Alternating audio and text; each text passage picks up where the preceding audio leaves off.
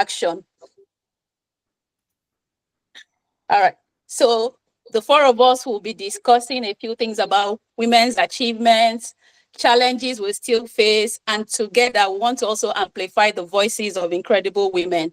Whatever space you find yourself, we want to remind you that you're doing something exceptional and you're meeting your purpose. But you don't do that alone because you're not designed to be an island. We hope that in the course of our conversation, you will find, even if it's just one tool that we will add to your toolkit in order to continue to accelerate action. That's what we're here for. The last year was inspire inclusion. The year before it was break the bias. So you see, we're on the momentum to change gender disparity in workplaces, in homes, in the society as a whole.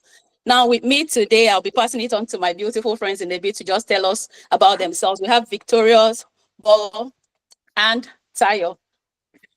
For me, the theme accelerate action just means finding ways to help another on their journey, regardless of who you are. I say that because sometimes we feel we have to have it all. We feel, what can I offer somebody? Oh, I'm just starting. I don't even have enough.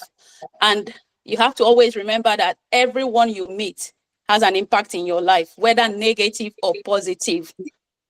I'm someone that is always particular about positivism. You will never see me focus on the things that are outside my control. No, like, when you say positive vibes only, that's what you get when you're around me. I want to encourage everyone to remember that there is something to benefit from each other. For me, that is basically what accelerate action means. Before I pass it to my friends to just do a brief introduction about themselves, I'll tell you how this is going to flow. We'll do our introduction, we'll share a bit about our journey, our stories. If we have time, and I hope you will stick around, we'll talk about a few questions that we have to discuss. Then we'll look at the chat and see if our audience have questions for us, and hopefully we can answer that. We'll end it by a call to action, reminding us what accelerate action means for each and every one of us. Then if the audience has something that they would like to say, if we still have time, I will ask that you unmute, come off mute and share your own experience. So just give us our flowers because we know we're going to deserve it at the end of the conversation. So thank you for joining us once again. Tayo, do you want to get us started? A little bit about yourself. Absolutely. What a wonderful introduction, Ngozi. Thank you very much for having me. Ngozi actually invited me to this panel to meet these wonderful ladies. Ngozi and I were study group mates when we started our journey here in Canada, just trying to get certifications and all that. So thank you very much for still remembering me and including me in this very important conversation.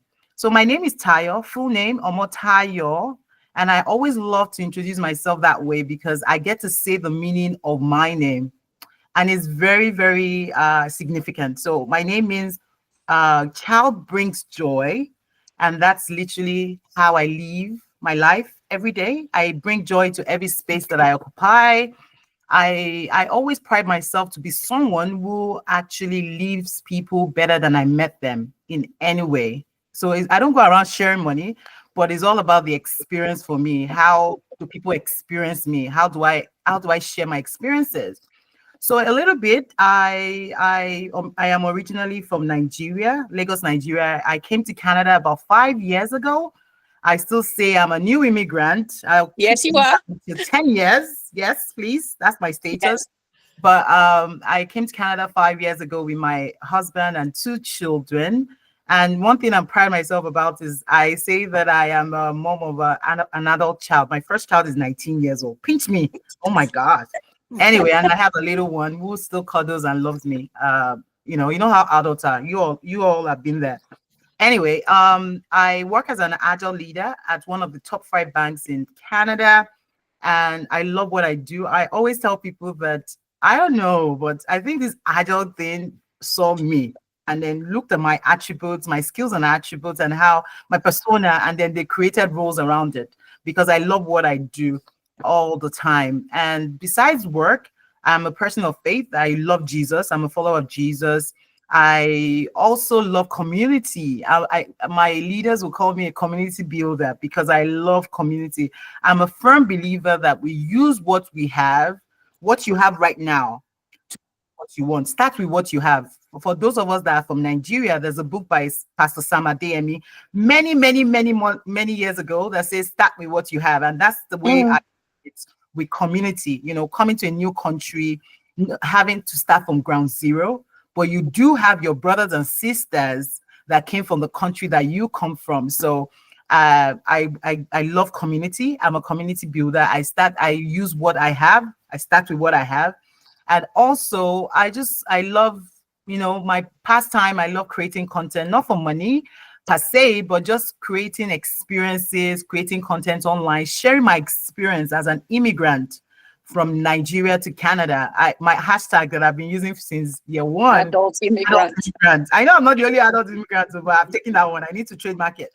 So I love sharing content about my experiences, the opportunities for me to be in rooms that a lot of us have no access to. I find it a lesson, and I always try to share nuggets from those rooms so that people can at least pick one thing, even if it's just one person picking one thing from those experiences gives me so much joy, because I personally benefited from the same experiences when I arrived Canada 5 years ago. So I'm going to stop that there. I have something else for you. For those of us in the capital city, or more specifically in some parts of Ontario, it looks like we're having a war between winter and spring. So tell me, what's your favorite spring activity? As far as I'm concerned, winter is done.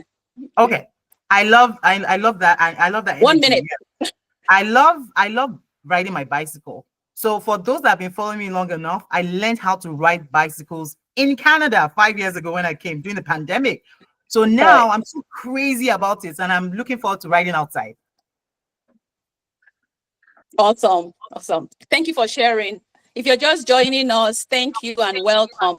I want to see reactions using the emoji. Please let us know if you're enjoying this conversation. And if you're not, just still give us a thumbs up anyways. Victorious, I'll pass it to you. Just tell us about yourself, and I would have the timer running. Absolutely. Hi, everyone, and welcome in. My name is Victorious Eche. A little bit about me. I live in the state of Texas, which is an entirely different country because we have our temperature. We have so much going on. Everything is bigger and better in Texas, of course. So I'm a mom. I'm a child of God. I am a wife.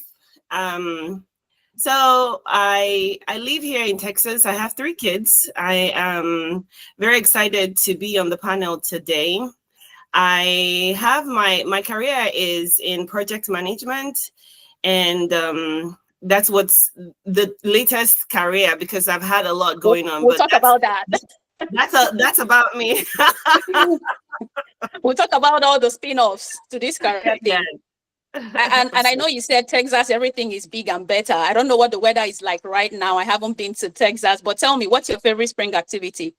Absolutely. I just like Taya. I ride bikes. You should see me and my kids. We're a group. Like I'm leading, and then you have some 3 little kiddos behind me. Most times when people see me, they just stop and stare because they're like, "Who is that?" So I'm an outdoor person. I love taking walks. It helps me to meditate. Those are my prayer times. My favorite spring activities is not one thing. It's more than that. I love swimming too. So I always take the kids. I'm so jealous because I'm learning. So that's really what I love. I love summer better than spring, but I'm always open to spring because that's the beginning of summer. So absolutely, yes. Well, thank you for sharing. We'll talk about our career journeys in a bit. And Bogho, do you want to take it up? Go for it. Absolutely. I'm not sure why Victorious loves summer more than spring, because the last time I checked, summer in Texas is scorching hot. Like over 100 almost every week. I don't live in Texas personally, but I do live in Georgia, which is also in the southern part of the United States. My name is Bogho, and my full name is actually Omo Ebogoye. I was named after the meaning. I was named after my maternal grandmother, who we fondly called Ine. Omo Ebogoye means a child is precious, and from all indications, I am. I carry that placard in my head because everything about me is just, I know that God made, God designed, God details, you know, even the not so flashy parts that you might think, but there's a purpose for every single part, you know, that I'm blessed with. Personally, I am a wife, a mom to also 3 wonderful kids.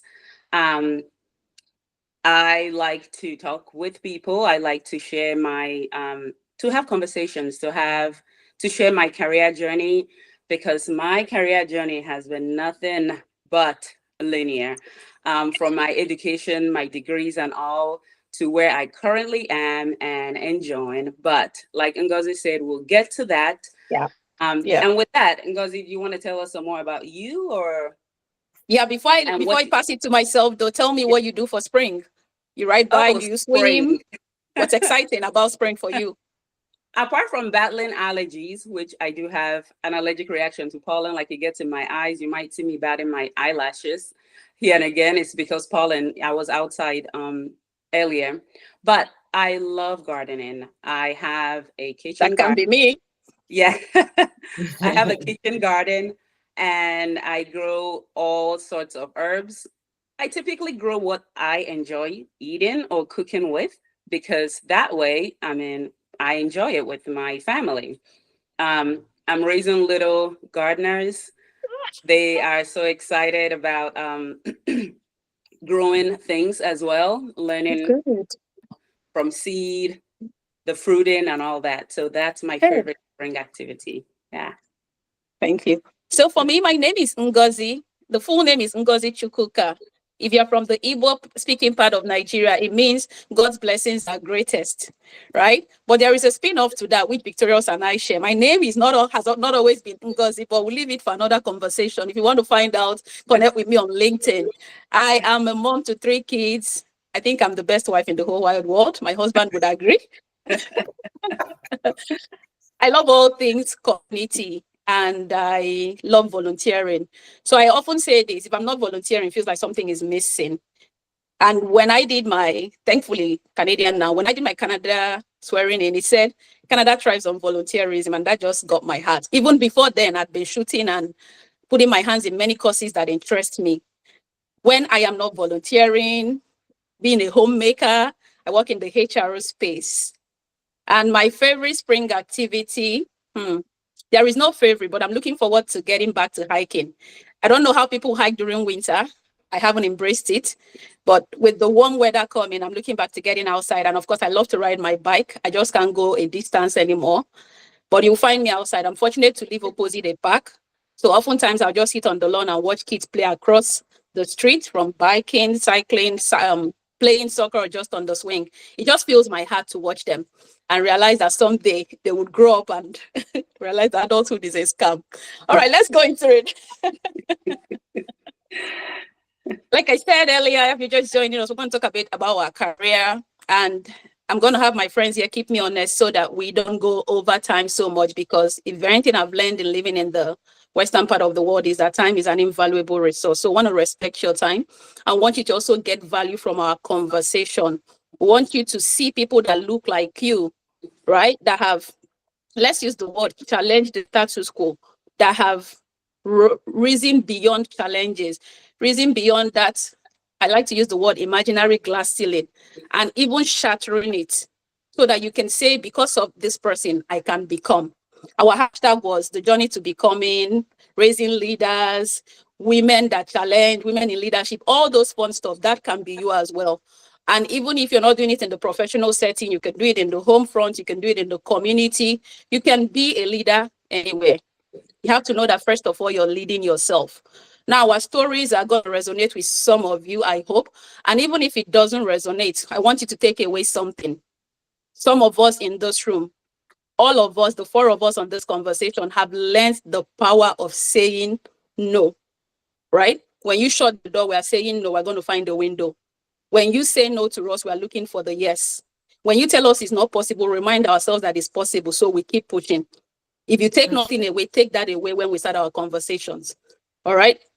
I'm going to go right now, and I'm going to start with Victorious. Victorious, let's hear what your career journey looks like. Like, what was that first thing that you realized, this is what I want to do with my life? Then you walk into it, and 3 months later, you're like, God, no, I made a mistake. That's not me. That doesn't look like me. You know, like why I'm saying that is pivot is good. Some people think you are dissipating energy, wasting too much time trying many things, but it's your journey to discovery, and it leads you to where you find satisfaction. And satisfaction can last 2 years and you're looking for more, and that's okay. So Victorious, you're on the clock, and I'm having to give you just 5 minutes to get us from the start to the end of where we are now in your career. Okay, I'm gonna try. All right. So I started off, my parents moved to North Carolina, our entire family. So I went to school to be, I did business administration, and I felt it was a little too broad. I narrowed it down to accounting. Mind you, when I was in Nigeria, I was telling myself I was going to be an economist or maybe a lawyer.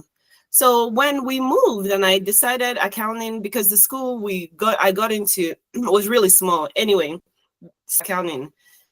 And afterwards, after school, I started working as an accountant. I quickly discovered accounting wasn't for me. At the time, I got married and then I moved out to Texas. And the economy crashed in 2008. That was an unfortunate time, very chaotic. And then I decided I was going into nursing. And after going to nursing for 18 months and doing the clinicals and everything, I wasn't sure nursing was for me. So before I knew it, people started calling me, oh, we have an accounting job here. I was like, okay, I'll do accounting. And while doing accounting again, I discovered accounting wasn't for me. This time I was sure. And I pivoted into finance. And finance, I love finance. And while doing finance, because as you know, accounting looks at stuff that has already happened. You're dealing with a lot of credit and losses and profits, all kinds of things. You're in the books. You're not meeting with people. And I'm a people person. I started discovering that about myself. So I pivoted into project management because I've worked with a lot of project managers, and I was like, I can do this. This gives me the ability to talk to people, to sort of relate to people on a certain level, maybe through finance. And I prepared myself. I started taking project management classes. I enjoyed it. I was like, okay, I can see the road from here. And I started going. And I worked in this bank. It's a very good bank, Fortune 500 bank. It's a global bank. I loved it. And I started doing project management. But apart from working as a project manager, I started engaging in networking. I networked. I don't know how many networks I did at the bank. It was amazing. My energy was crazy. I was like, okay. Some people need to take notes. I like that networking part, but keep going. Please take notes. It's magic. Absolutely. I was ready to fail, embarrass myself, but I love the fact that I could connect with people. I could also connect different things together. And before I knew it, managing directors started reaching out to me. One of them was like, I want you to run my leadership school. I want you to help me here. It was crazy. Some of them were even like, oh, you're going to take my job from me with the way you're going. You're so good at this. And you're so, you're pushing into things. You're aggressively moving and you're making things happen. We haven't seen this energy before. So I was like, this is amazing. Where have I been? Anyway, so I got laid off from that bank. And of course, banks, the networking and everything kind of died down. But then again, I still love project management. I'm going to die there. I'm not going anywhere. I was like, what do I do with all this time when I got laid off? I started volunteering. And that opened the door. And That's coming again. Who gave me the opportunity outside of my bank was Dr. Charles Igwe. I reached out to him. I was like, sir, I want to come to Canada. I see you have an opening. He was like, come on. I was like, what? I'd like to say that Dr. Charles is my husband, by the way. Thank you. Yes. So I was like, okay. He's like, come on. I told my husband, he's like, go. I said, okay. That was my first time in Canada. I was like, yes. And since then, I give credit to him because he opened the doors outside of the bank for me to really move forward. It's your passion. Yes. So since then, I've had engagement with South Africa, apart from Canada, South Africa, Senegal, New Zealand, now Amazing. Sri Lanka. I'm going into Austin, Texas. So it has been a door opener. This career is not one thing. It has been multiple hats. It has been so many things that has led to so many other things. And I do tell, like I tell my sister, if you're close by me, that God has given me a vision that is so scary. And I'm like, Lord, how do you think I'm going to do this? But then again, God can do all and everything. So it's not impossible for him. So I'm opening myself up to doing even greater things. So that's my career journey. I think I skipped some things, but these are the pivotal moments in my life. And I'm sharing that.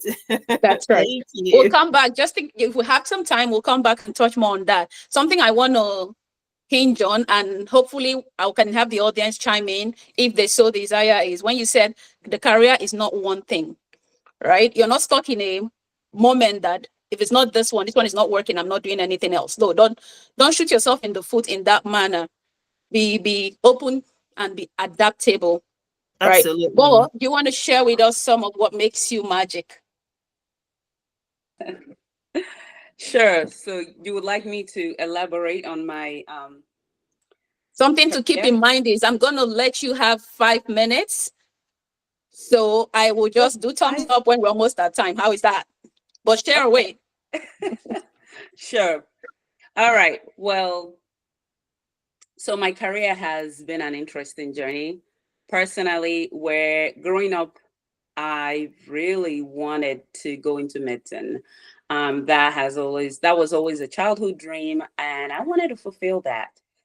However, when we migrated to the United States and I started, my higher education, it became apparent that this seemed like a journey that would involve some aspects that I wasn't so sure I wanted to get myself into. Like, just watching doctors. I'm not queasy about blood, but there are just some things I was like, oh, I'll be around people that are sick all the time and all that. So I said, well, let me pause on that and see what else I could get into. Well, I thought that veterinary medicine was it, because I growing up we always had pets. We had Dogs? dogs, we had rabbits, I had Oh. guinea pigs, we even had ducks in our house, right?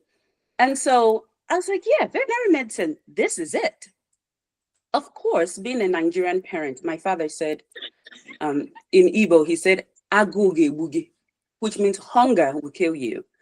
In Nigeria, if you go on to study veterinary medicine, that's what my dad said. I was actually admitted to a school. And when he said that, that shook the foundation of what I thought I wanted to be. And so I said to myself, maybe this is more so a hobby than a career choice. So I went on, I had really prestigious internships as an undergraduate. And two of those internships were centered around research. Keep in mind, one of them was actually centered around, it was at the Museum of Natural Sciences in North Carolina. And there I had a chance to actually live this wild dream of being a veterinarian, because I encountered lots of animals, and I was even featured in the state magazine holding a pine snake, right? Which freaked my mom out. My father kept copies of that newspaper clipping around the house, but my mom hated it because it was a huge snake, right? Anyway, after that internship, and I went on in my junior year, I had these internships at University of North Carolina, Chapel Hill, which of course is a top university in the nation. I kind of got a hook for research. The detailed nature of it, being meticulous and all that, and yielding results. So I said, yeah, this is it. This is absolutely what I need to do. So I went on to do a master's. It was purely research. I enjoyed it, but honestly, it was draining. After that, I was hired right off the bat at my institution then, where I went on to be like an assistant professor for several years. The kicker is, if you actually want to move forward in academia, you need to have a doctoral degree. Watching my parents, both of them are PhD holders, it was a no-brainer. Just move into it, and then you can go ahead, make greater strides. Off I went. I told my husband, look, this is something that I have to do. This is a dream that I've always had, to be a doctor. At the time, we had one child, and he said, sure, but the caveat is, before you finish, we need to have a second child. So I don't know how you're going to do it, and so halfway through my PhD, I had my second son, which, if you're someone who has a graduate degree, you know that in itself was a huge challenge. Like, there were nights when I would be nursing him and I was writing my dissertation, but that was what I knew I had to do. Now, not to say that he wasn't supportive, he was extremely supportive. Like, he actually, when I had our son, he stayed with him because he's an entrepreneur.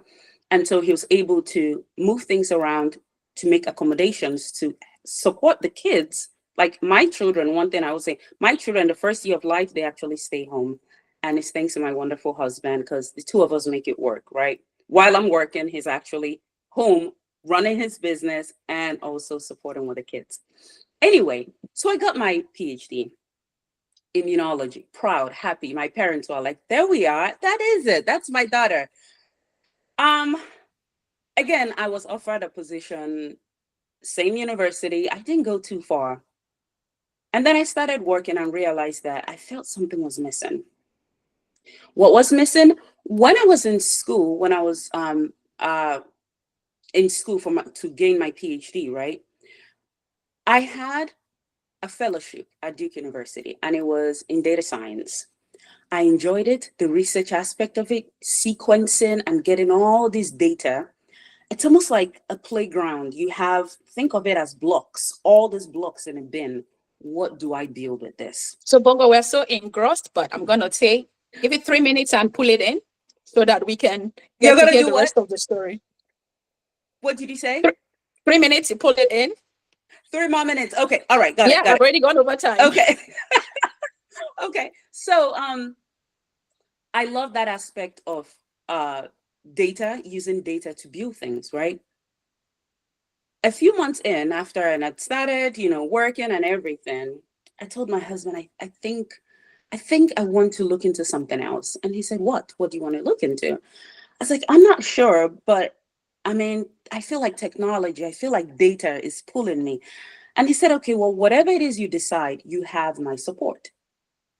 Well, I started to pivot. I started doing some certifications, and it was like a no-brainer. Like, okay, I could get through this. But I still hadn't gotten my niche.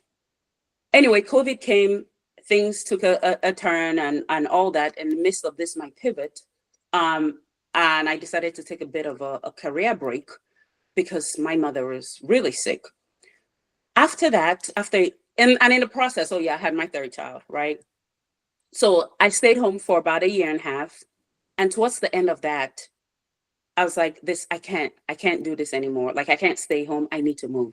Whatever it is that I need to do, I need to get it together so that I can, start my career. Started applying to banks. I applied. I got an internship, and this internship was for a trainee position. Keep in mind, this is someone who has a PhD. I was willing to, be a trainee at a bank. Bummer, it didn't work out.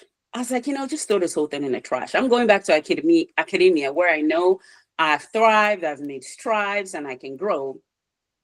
Well, my sister kept saying, keep pushing. If you want to pivot, keep pushing. I applied again.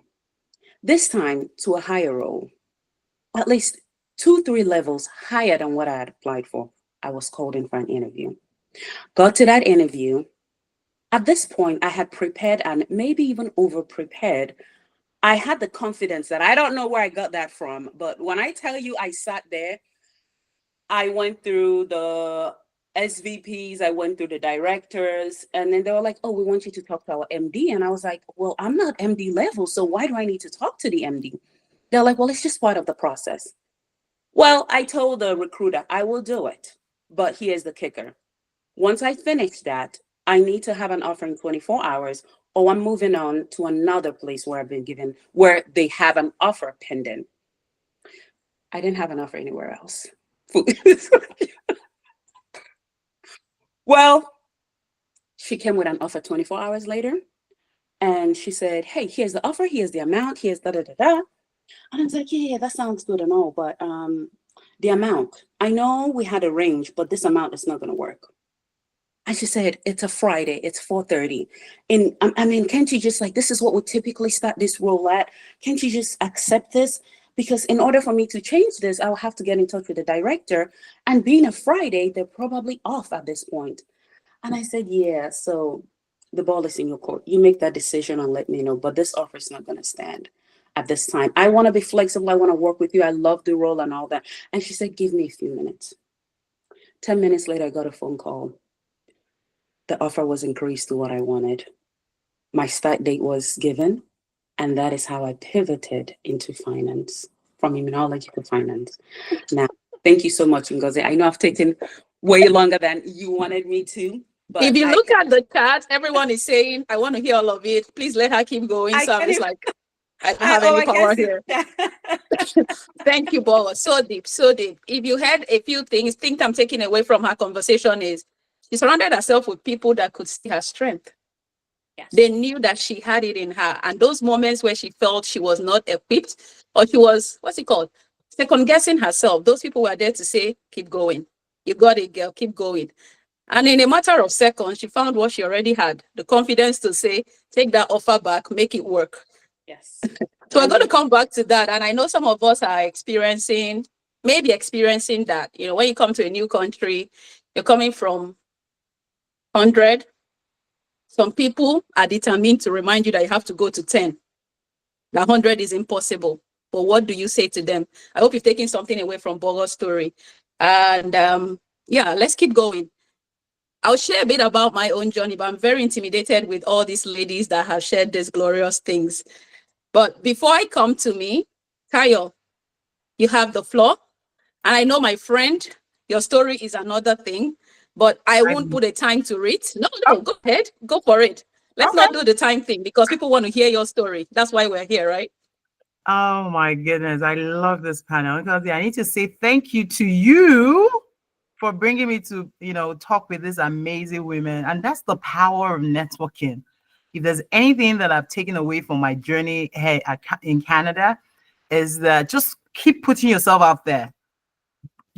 Positive vibes and great things, great people will find you and will be in your corner. So I'm really, really grateful for that. So my journey, and it's interesting that Bogho and Victoria's went ahead of me because they reminded me of things that happened within my journey that I would just speak about. And it shows the power of the community and, people, because you think you are alone in your journey, but someone somewhere, some part of the world is actually experiencing the same thing. So I started my journey with an undergrad in computer science. And at the time when I went to university, there were only two, and back in Nigeria anyway. I'm not going to date myself, but the mindset we had then is either you go into hardware, like you go and be fixing monitors and stuff. I did internships like that, or you will go double down to coding. And I knew for a fact that coding wasn't my strength because I struggled. So, and then hardware, I'm not sure. I want to be a baby girl. I don't want to be wearing skirts and be going on that table carrying monitors. Then it was mostly monitors in those banks that I worked in, not laptops like we have now. So after graduating, I then was thinking, what should I do? And just like you, Bogho, my dad was a prominent chartered accountant in Nigeria. He was actually a one-time ICANN president. ICANN is the Institute of Chartered Accountants of Nigeria. And so even while I was growing up in communities that I was part of, I've always been a community person, even back home. People will always call me to be the finance person, be the accountant of the group, carry the money. So I thought it was as easy as that. So I just to do inflow and outflow and just, be prestigious. So I went ahead to do ACCA in Nigeria then, which is the accounting exam certification for the UK. I don't know. Yeah, for the UK. And so I worked as an accountant for about 6 years of my career. It was very interesting, but it wasn't very interesting for me. I just somehow my persona didn't fit into the profession. I remember vividly that my manager then would tell me, Tayo, I know you're working hard, but you need to be seen as working, because I'm one of those that would get to work and just talk the whole building and say hi to people. Just, I wasn't like double down on my computer, even faking it, even when I'm not working. It became boring, like the debit and credits and just month end, year end, and looking at money that wasn't mine in numbers that were extravagant. It was just not me. I knew there was more to life, but then if you worked in Nigeria in the early 2020s, you know that once you start something, especially when you invest yourself, you invest money and time into a career that you do a 2-year or 3-year certification for, it will be crazy for you to say you want to pivot. People will think you are crazy, or the worst case scenario, you just say you want to go do business. You can't move from one to another. It's always like scary. People around you will scare you to even not try it. So I thought it was gonna be doomed for me. Like, I'll just be in that accounting. I won't find joy, but I'll find my joy from outside. So I had a business that I was running and I was making money. So it was a combination of both, making money from work that I hated and actually enjoying the interaction that I was getting and the money I was making for my business. But I was too scared to step into entrepreneurship 100%.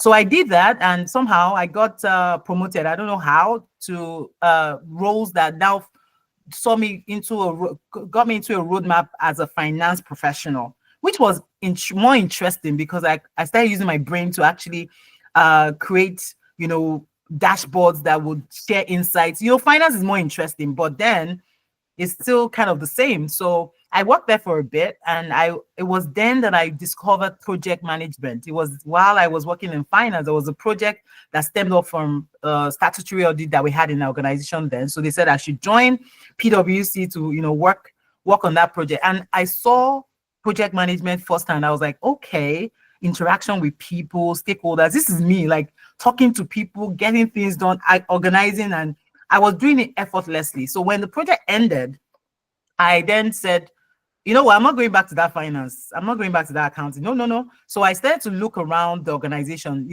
I had the goodwill of people in that organization. I had the people currency. So I was able to move around to see where pain points were and how I tried to pitch myself into those situations. And that's when I found human resources. And so I worked as a human resource project manager for a while in the same organization. And I would be very honest with you all. My choice to change careers, was because I already saw Canada at the end of the tunnel for me at the time. And I also heard from people that we immigrants in Canada, all of us are YouTubers, and we do videos because we're so excited about this land.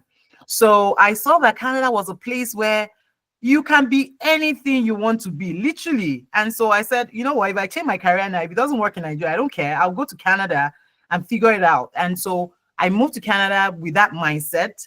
I went ahead to do certifications I went to school. I actually went back to school to study human resources. I wanted to be credible.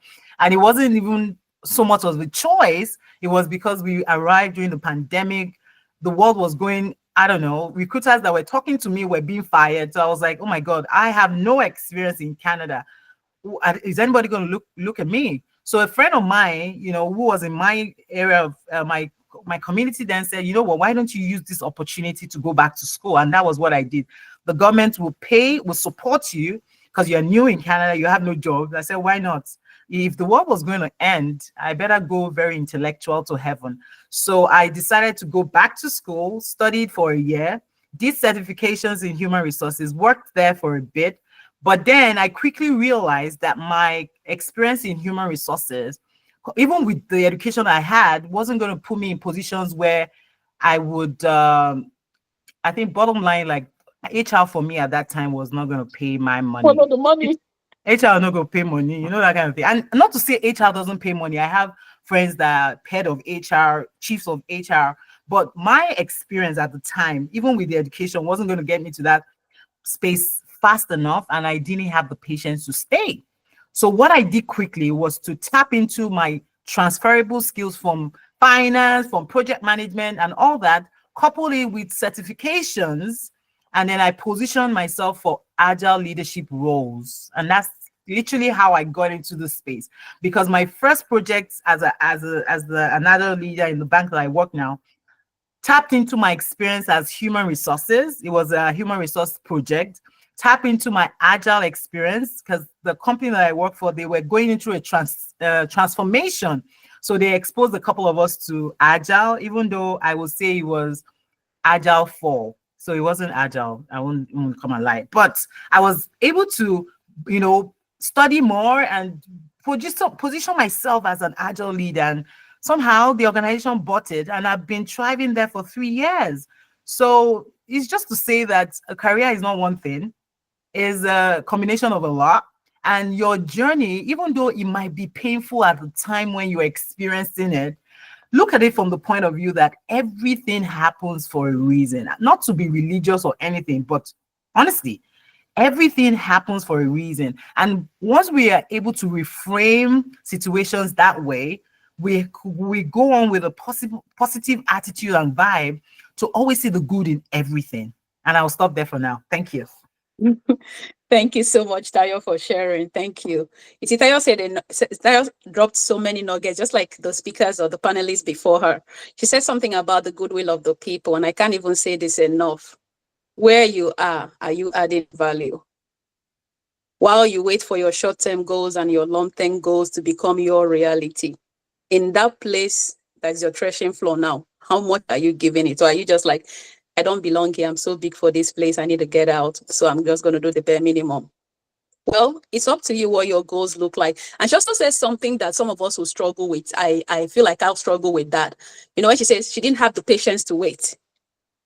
You might say, oh God, I'm doing my BT, or let me just be waiting. When you make it happen, you make it happen. She was demanding from the system. So that means she had a roadmap, probably a vision board, saying in 3 years' time, I want to be earning 250 grand.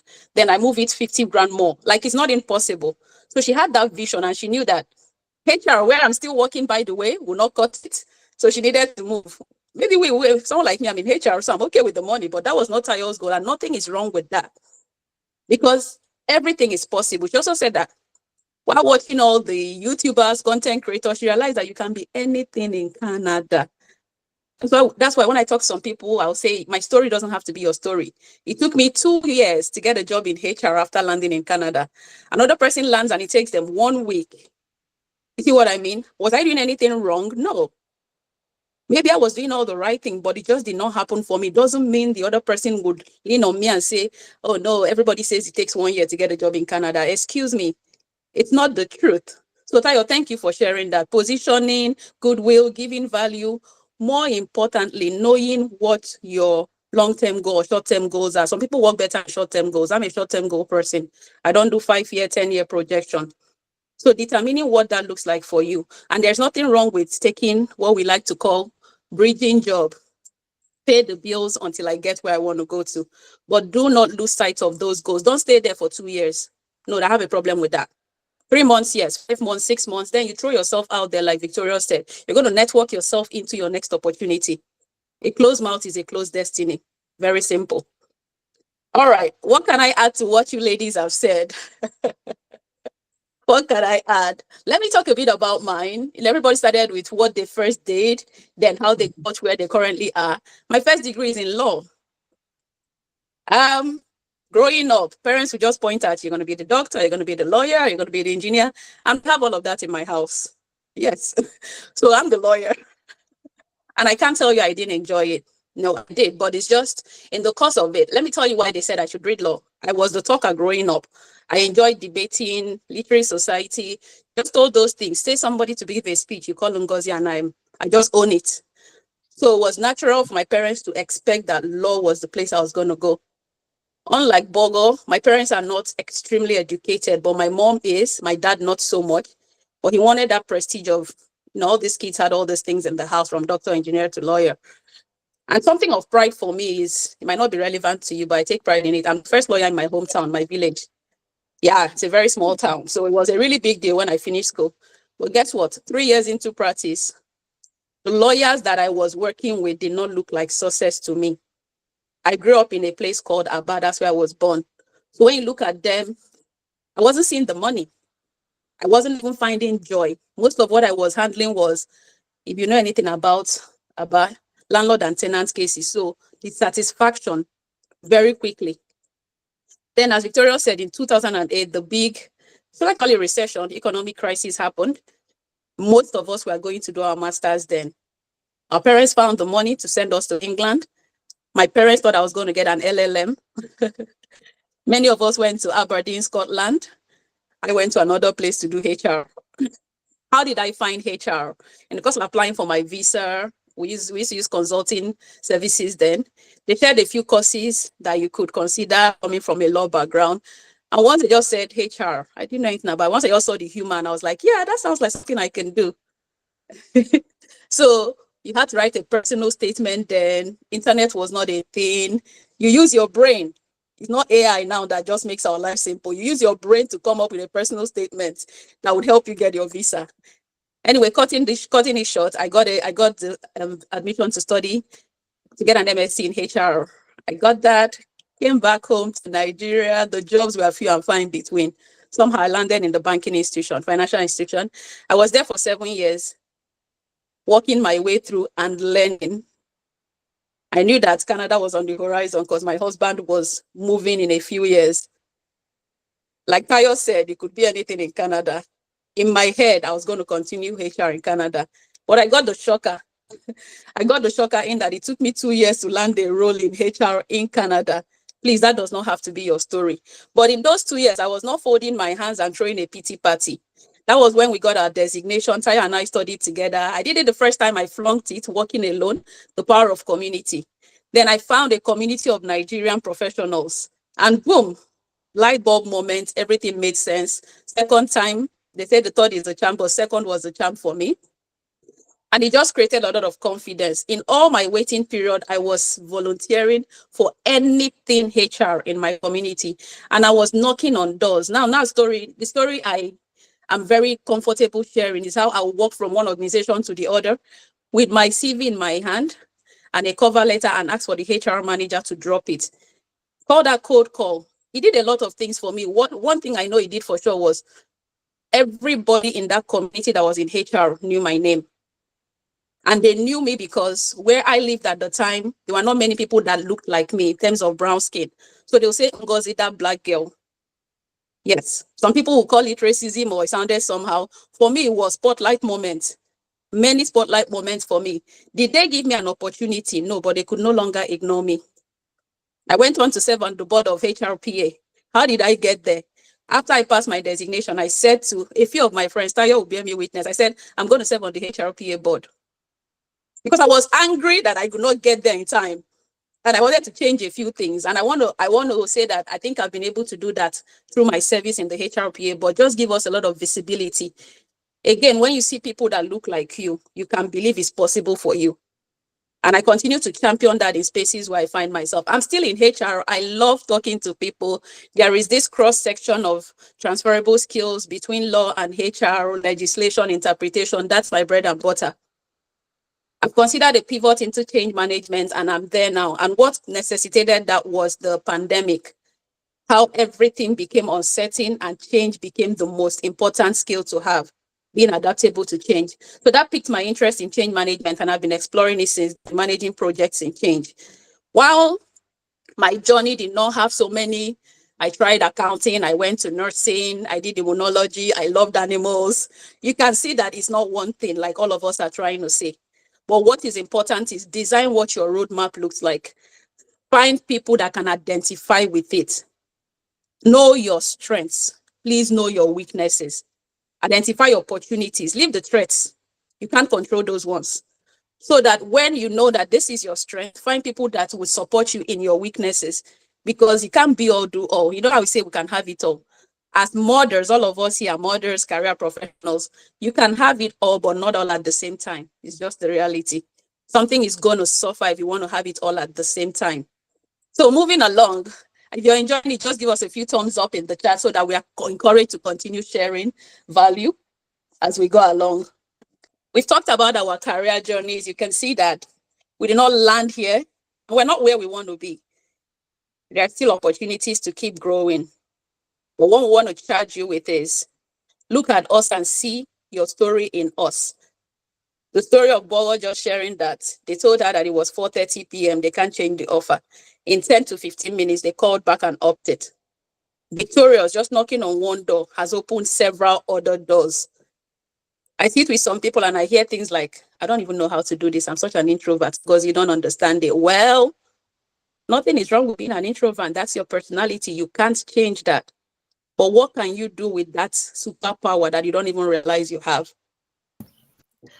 Because I want to say something. This is going so amazingly well, but I want to interject for a second and say that this event happening right now is an intersectionality of powerful beliefs, support, and trust. Because while you guys are not aware, Ngozi and I had a conversation, and I told her, "Hey, this we need to do something for Women's Month." You know what she said? Let's do it. She said, after all, you failed at so many things. We all have failed at so many things. So why not? Even if we tried and it failed, at least we did it. Guys, what Ngozi is saying is so powerful. Having people in your corner who will tell you, how far do you want to jump? Because I'm jumping with you. How much do you want to go in? Let's go together. Those are things that people don't buy. You don't buy such loyalty. It can only be God-given, in depth in you, because you see someone else's dream and you buy into it and you say, all right, I'm going to follow you. If we fall, we fall. Just like Esther, let's do it.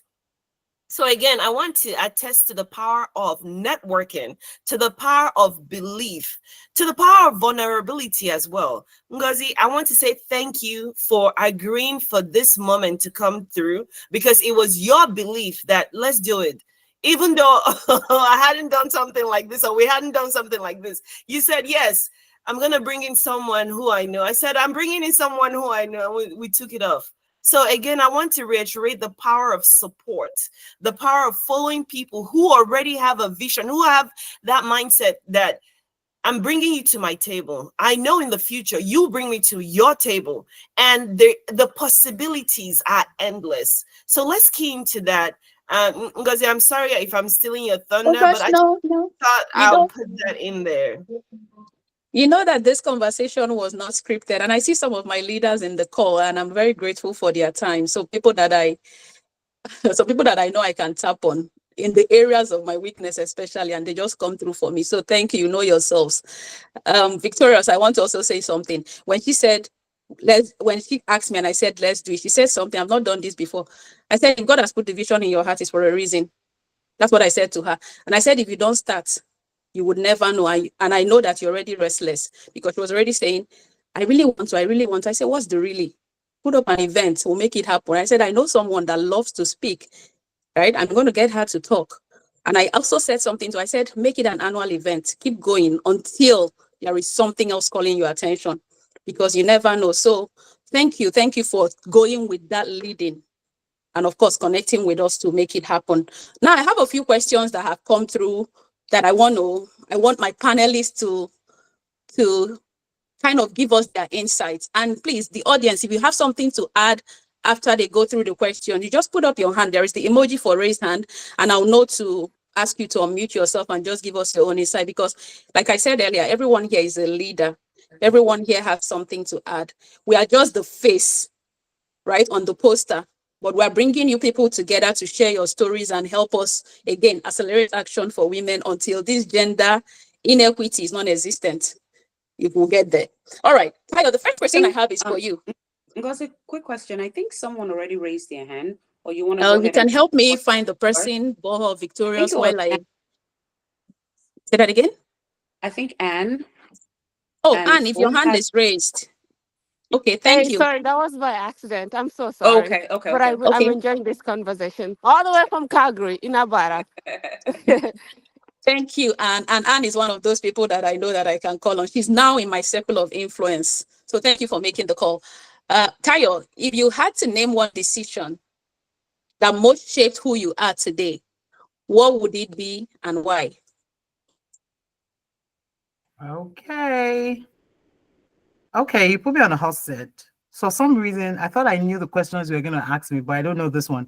Anyway, I think you are being led by the Spirit. I think the number one decision that I would say changed things for me was just making a point of duty to surround myself with great people. And I'll tell you why. For the longest time in my life, Tayo, can I say something, please? Just help us define great so that we're not thinking is great is $1 million in your account. oh, it's not the money. Just, No, no, so, no, no. so we are clear.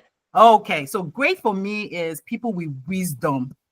So people that have something that I'm aspiring to have.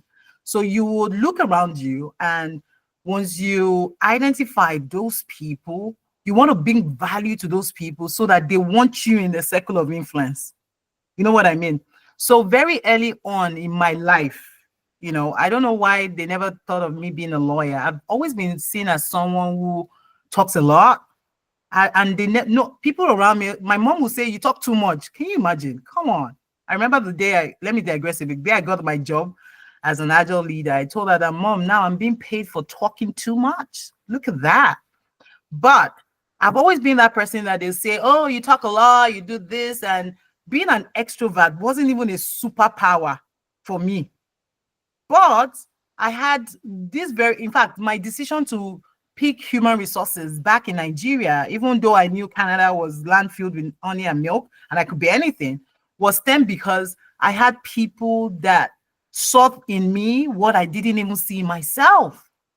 So I had this board of director friends that, yeah, we'll wine and dine together, but they were very wise.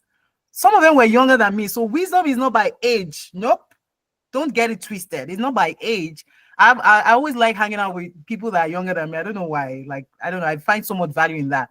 So they told me when I was going into the dilemma of what next for me as a person in terms of my career, I was a little bit frustrated. I didn't want to do what I was doing and I didn't know what to do. They said to me, Tayo, you can do this with your eyes closed. You are a people person. You already do this. And I didn't even see that on myself.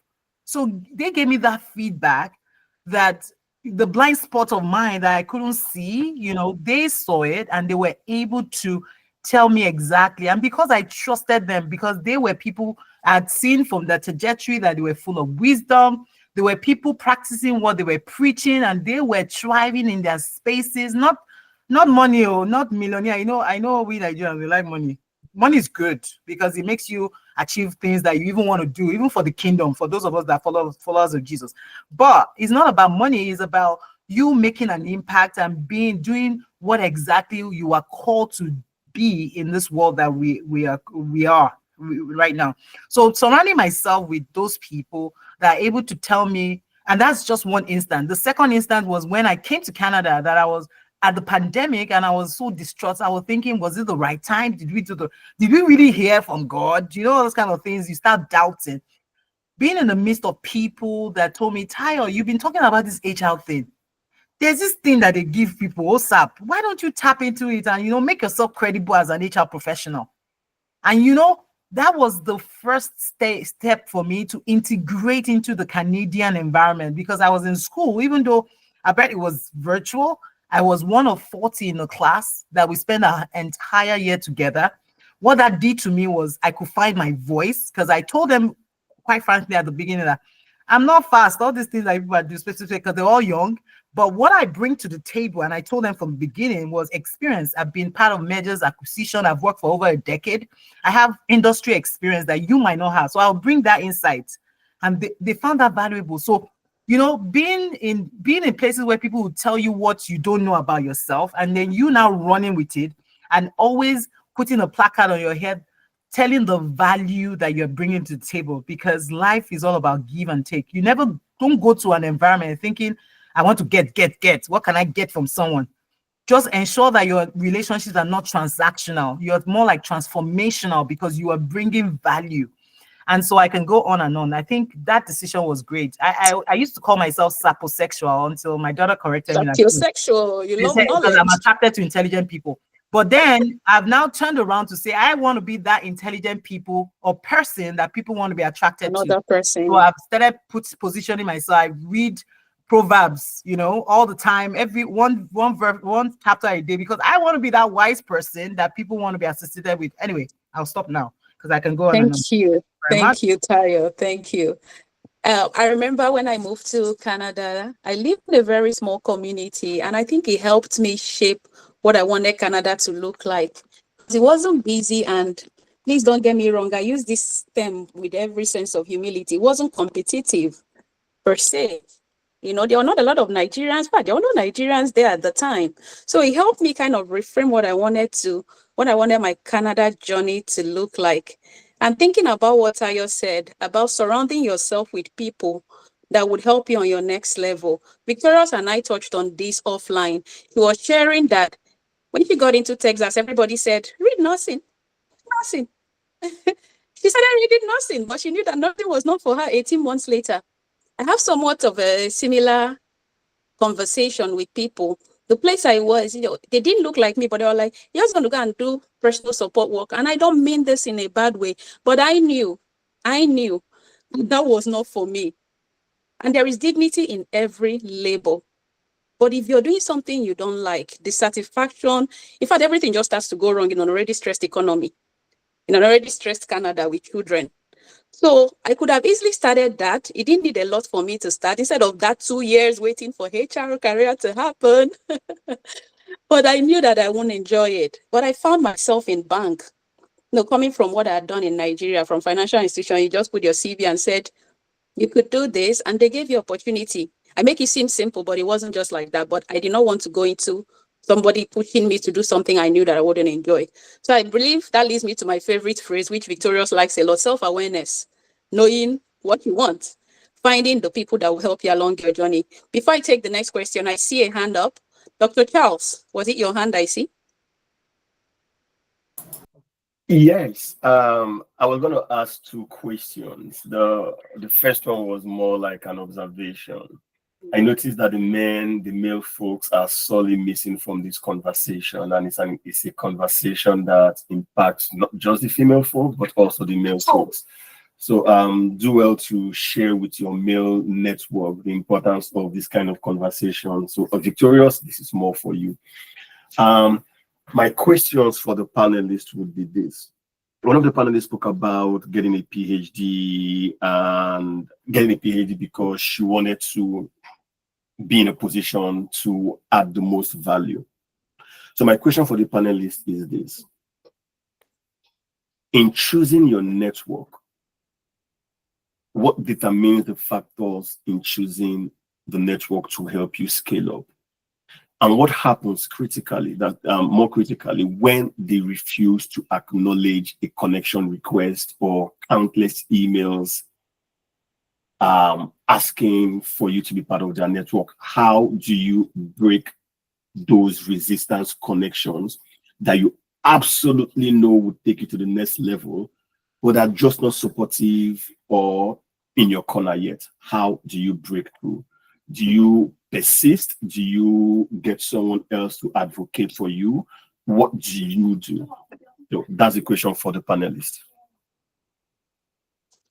Like Dr. Charles will give us the answer because that's something he does so well. But let me share my story, and it's not everybody's own. I know how to knock on doors, but I also know how to walk away from it when it's not working and look for the next one. Why do I say this? Not one person has a solution to my, in quote, problem. So for example, I reached out to 5 people and everybody says they don't have the bandwidth to support me at the time or to meet for a coffee chat. I do a second time, they don't have the bandwidth. I go to where I am wanted and I start looking for the next person. Because again, you know, they don't hold the oxygen, they don't hold the key to that opportunity. But in the moment where that rejection is spinning, please don't get me wrong, it's a hard place to be.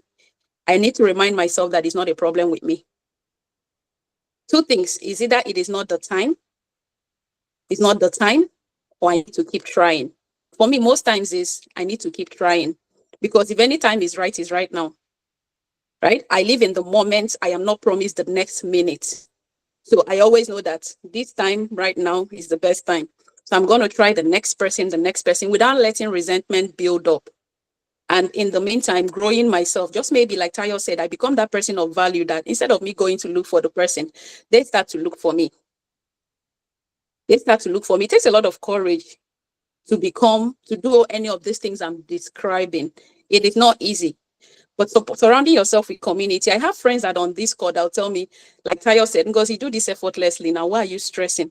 Because it's going to come now. Just keep checking. And I tell you, without them, there have been many times that I want to just throw a pity party. But I look back and say, if I didn't do it 2 years ago, when all things was not working, I see Victoria sign up. If I didn't do it 2 years ago, when all things were not working, why do I want to do it now? And because I've just somehow positioned myself in the community, that some people are looking at me as their, how do I say it? As their motivation to keep going. I refuse to give up. I refuse to give up. So that connection request, I've had a number of things that connections request, and this LinkedIn. Some people, I just want to call them out some days. And I want to call them out in a positive way, but I know that that's not really the way to go about it. Some people don't answer your requests. They never ever have time for you. In fact, opportunity that you know you're qualified for, you felt good about the conversation. You were so sure it was coming. Right under your nose, it goes to someone else.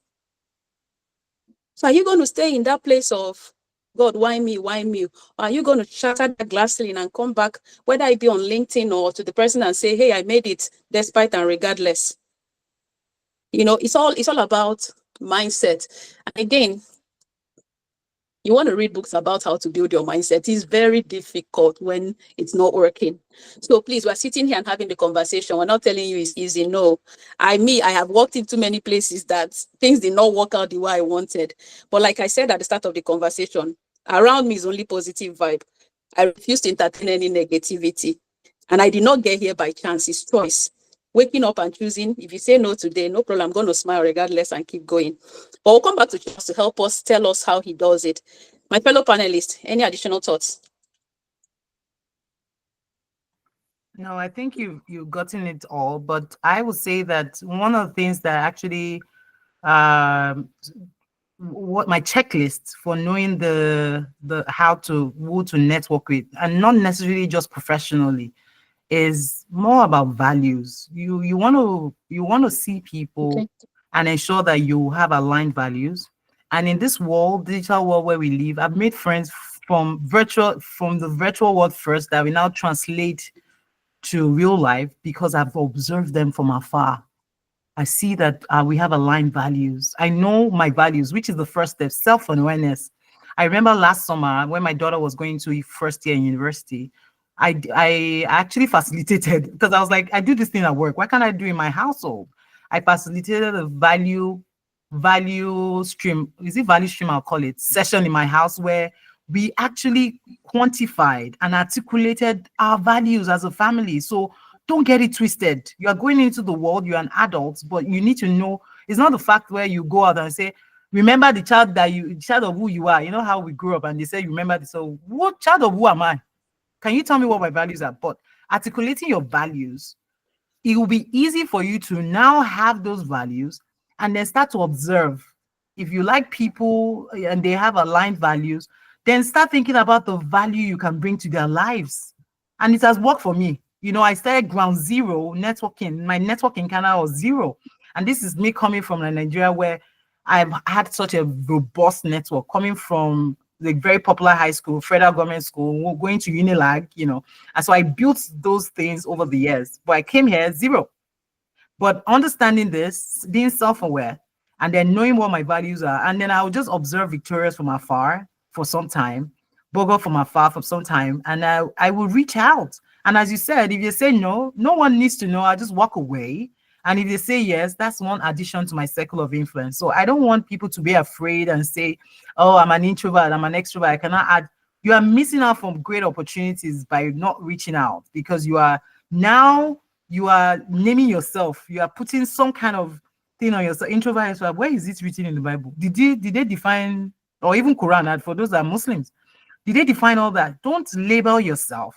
Don't live on labels. Just go out there and do it, like Nike says. And I'll stop there. Thank you. Any other thoughts?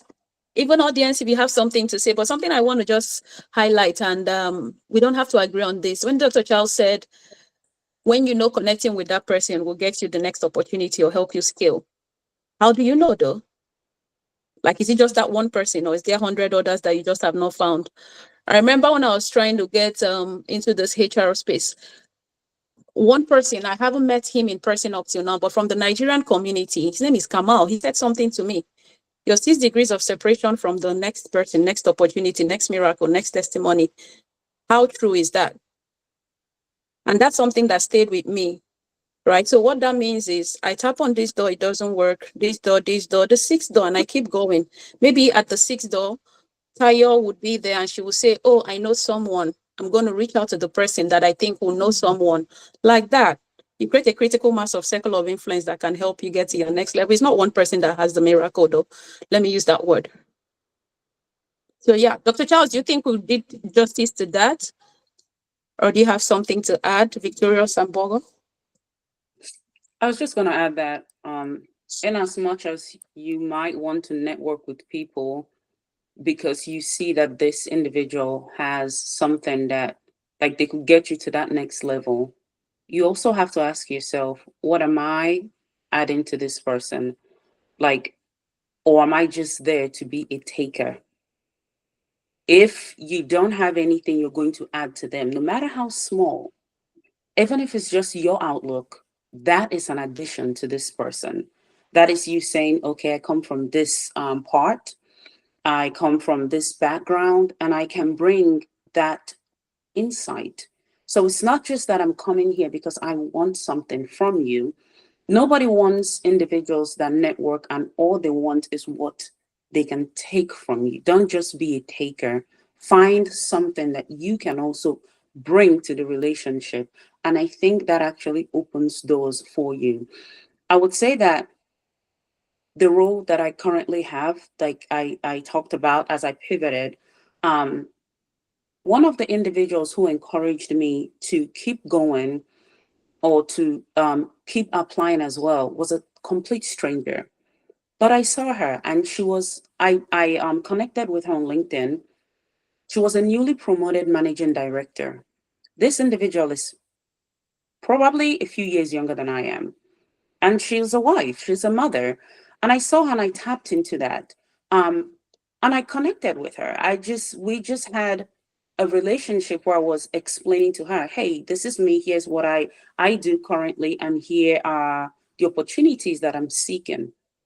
And she took it up. She actually contacted one of her directors and said, hey, look at what this young lady, what can we do for her? And in as much as I ended up not working in her department, when I got into that institute, that firm, she continued on to network with me.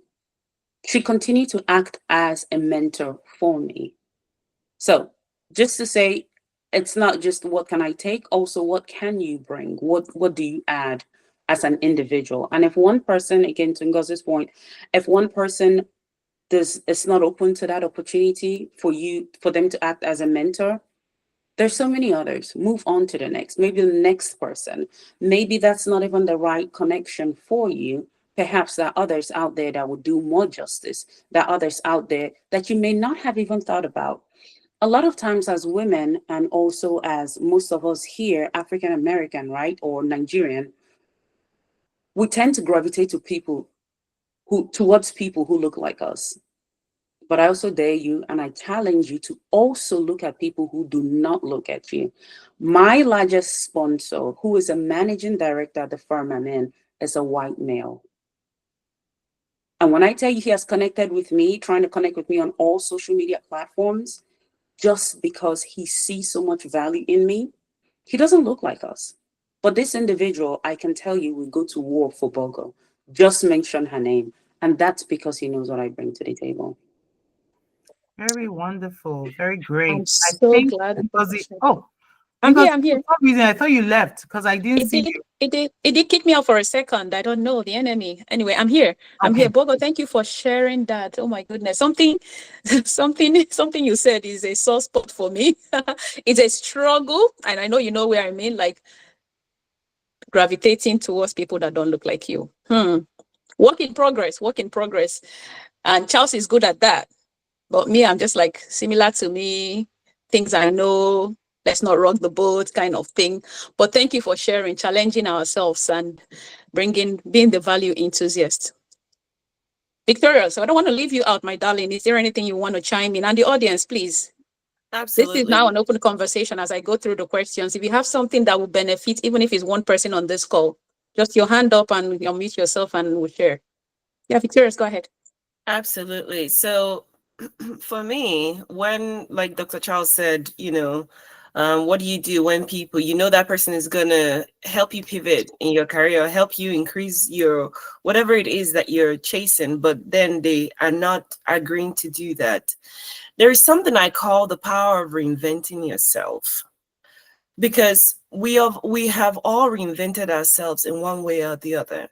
And when you reinvent yourself, it says you're adaptable and that you're open to change, because you can bend, you're flexible. You're not just stagnant in one area. And like Bogho said, the value you bring to people, value doesn't have to be in categorized in money. The fact that you can look at someone and say, I can see you here. I can see you doing great here. Or, hey, I saw that when you were presenting, you needed someone to press next on your slide, so it's a little easier for you. Those little practical things. There was someone I am really open to communicating and networking with people who don't look like me. I've mastered that. Most of my friends who come for dinner in my house, we have a marriage group that they're all different groups of people. We're the only blacks there. There is value in seeing when people are struggling, or when someone is trying to do something, you're like, hey, I've done this before, see if this helps you. There is a group I'm with, which is PMI Czech Republic. I'm the only Black person there, but I'm with them. They're doing something called Women Empowerment, and it's for 6 months. I've been with them since the beginning of the year. And one of them told me, hey, Victorious, I see the way you speak. You seem so comfortable. I have presentations upon presentations, and I don't even know how I'm going to present. I'm shaking like a leaf. I said, it's because you haven't practiced. Let's practice together. I said, let's set up problem, and we are going to practice until you have it nailed. And she was like, okay, so what else are you working on? I said, I'm actively looking for a job right now. She's like, my company is hiring. Can I refer you? I didn't even solicit for that. But can I tell you the power of saying, making yourself available and saying, hey, I can help you here, or I see you need this, or I can introduce you to this person, or agreeing with someone on a dream that they already have. They already have that dream, and you're like, why not? Because why not? You can do it. You're already doing it. The fact that you're talking about it, you have it in you. Let's do it. You just need someone to stand by you. And I encourage everyone to see the value in other people. I encourage everyone to say, okay, well, someone has told me no, but I know they're really going to help me. If I merge with this person, I'm going to be outstanding. And they're telling you no. The power of reinventing yourself. What else can you bring to the table? What else? How else can you reshape? And then sometimes it might need for you to step back, go somewhere else, and then come back and tell this person, hey, have you seen that I've improved myself in this way and that way? Would you now consider me a valuable person that you can merge with, or somebody watch your time? Yes. So reinventing yourself is so important, because we've all done it. How we talk about our career pivot is reinventing ourselves. We've never taken no for an answer, or we've been saying, okay, well, I'll come back. I know me. I'm going to try this again, maybe after 5 years, maybe whatever it takes. But we are constantly improving ourselves. We're constantly gaining that knowledge, fine-tuning our skills, learning who we are. Like Ngozi said, being self-aware. I cannot tell you how important that is. Self-aware in all areas of your life. Self-aware as a mom, self-aware as a wife, self-aware as a child of God. Do you know what God's word says about you? Self-aware in everything. So thank you for that question. I think that's really awesome. Thank you. Thank you. So we've gone on for an hour and a bit. We were hoping to wrap this up at 1 p.m. and thank you for sticking with us. But I want to get to all the questions that I have for the panelists, because it might benefit someone on. Now I'm going to go over to you, Bogho, and I think you already touched on that. But You might have something else to add. So the question I have is, what do you think is the most important issue facing women in leadership today? Think about leadership as just leading yourself, please, not a Fortune 500 vice president. How can we work together to overcome it? Okay, well, absolutely. You said issues facing women, right? Mm-hmm. Right. And please try to include men so Dr. Charles can, be happy, not, thank you. Well, I think, yeah, including men, great, but it's just the fact that women are minority, right? And the fact that there's this assumption that a woman shouldn't be in certain roles, unspoken, right? And so that's why we're highlighting women. Men most times have this confidence, and so we're not going to highlight them as much because most men have the confidence, they can stand up and speak for themselves, but women tend to shy in the background because that's what society expects us to be. That's why, just to clarify for Dr. Charles, not that we don't see men and that they don't need to hear this panelists as we're speaking, but it's just the fact that we want to make sure that women see we add value, we should be heard, we should be seen, and occupy space. I think as a woman in leadership, most times women do not have the support that they need. They don't have mentors or sponsors that speak for them in rooms where they are not presently occupying. And if you don't have that, yes, while you might network with someone, while you might have someone who tells you, okay, I'll talk to them for you, but truly, genuinely having people who, even if someone is trying to talk down on that about them and say, oh, well, I don't know, like I think she's really busy, she has kids, or she might have children's appointments and all that, and so I don't know if she's going to be able to dedicate the time and the effort required in order to work on project X, Y, and Z. Truly having that genuine connection, truly having that sponsor, not just a mentor, a sponsor who will carry you along, I think that is a bottleneck that women face. And I've seen it. And another thing I'm going to say, it may not resonate with a lot of people. You can have someone mentor you, and the individual is not necessarily mentoring you for you to go forward. They're mentoring you where you are. They're comfortable with where you are, and they're okay with talking to you on that level, not necessarily talking to you to move on to the next level. You can also have managers like that. They can say certain things to you, but they're not saying it to you to accelerate your career or to accelerate from where you are to move on to the next step. So while mentorship is great, while mentorship is good, you also have to be selective and to see the kinds of conversations. Is this person giving you solutions as to, I say, oh, well, I have a team member who does not take ownership or doesn't apply their own effort so that this teamwork is completed. I'm not sure how I'm going to handle this. And they're like, well, you could just do your part and not say anything and keep moving. That's not necessarily a solution. That is, I'm already doing that, but I'm looking for you as a mentor, someone who can provide value. Whereas you can have someone else who steps in and says to you, hey, really, this is what's happening. Have you tried to have this conversation with them? Maybe this is something you need to bring up in your team meeting. Maybe this is something you need to have a one-on-one with this person with. Maybe this is something that you need to take to the next level and tell your manager, person B thrives in this type of project, whereas I think I would thrive better in this project, for example, in order for us to make progress as a team. You're looking for people who are solution oriented. You're looking for people who will help you move forward.